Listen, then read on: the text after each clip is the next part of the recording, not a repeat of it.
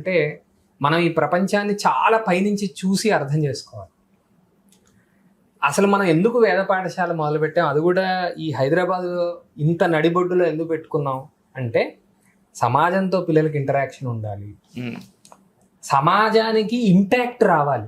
ఇప్పుడు మనం ఒక మెయిన్ రోడ్డుకి దగ్గరగా ఒక రెసిడెన్షియల్ ఏరియాలో ఉంటూ ఉండగా ఇక్కడి నుంచి వస్తున్నటువంటి వైబ్రేషన్స్ వల్ల చుట్టుపక్కల వాళ్ళకి మంచి జరగాలి, వాళ్ళ ఇళ్లలో కూడా ఆనందాలు ఇవన్నీ రావాలి.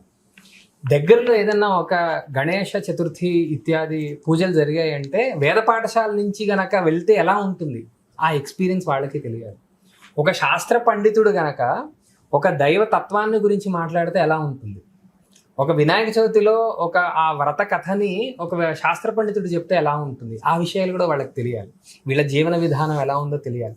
ఎవరైనా తమ జీవన విధానాన్ని మార్చుకోవాలనుకుంటున్నారు అనుకోండి, యాక్సెసిబిలిటీ ఉండాలి.